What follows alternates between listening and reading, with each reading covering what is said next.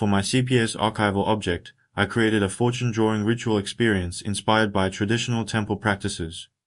I made everything by hand using recycled cardboard, including a pixel-style Buddha hat, a sign cylinder, and a full set of divination sticks. Each sign stick represents one weekly exercise. When a stick is drawn, it reveals a short phrase, like taboo, diagnosing illnesses, which links metaphorically to that week's work, where I play the seeker and a classmate acts as the CPS deity. The ritual adds a performative and participatory layer to the archive, turning documentation into an embodied experience.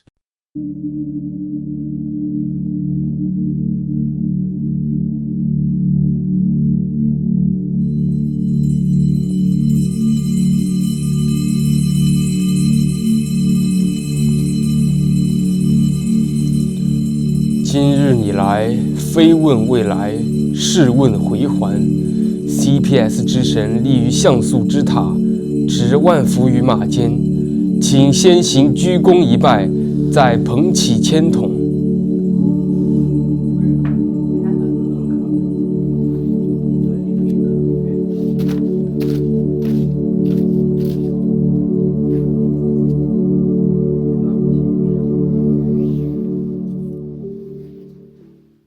To expand on each sign's meaning, I produced a small booklet called the Signage Explanation Collection. The inspiration for this booklet comes from traditional fortune-telling, where you receive a piece of paper with an explanation when you draw a fortune slip. This collection connects each fortune to the corresponding weekly creative response, offering poetic reflections and thematic insights. When I shook the sign tube and got the sign for taboo diagnosing illnesses. This corresponds to the theme of the first week observation. I created a short animation exploring how Chinese doctors' handwriting, commonly referred to as doctor style, is converted into electrical signals by comparing the unstable nature of this handwriting with wave patterns. I conceived a scene in which writing generates electricity when I shook the sign tube and got the sign for advisable outing. This corresponds to the theme of the week too. Tinkering used Illustrator to extract the outline of a human portrait and, in Photoshop, created an organic, vein-like texture by layering and repeating the lines. The final result was a close-up depiction of leaves. If I shook the sign tube and got the sign for advisable cold drink, this corresponds to the theme of the week 3. Found object.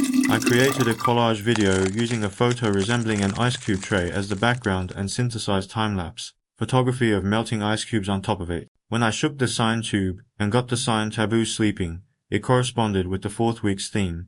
Discussion of place. I used C4D to create a surreal 3D candy store. The work draws inspiration from dreamcore aesthetics and threshold space theory, twisting a familiar, comfortable space into something bizarre and emotionally conflicting.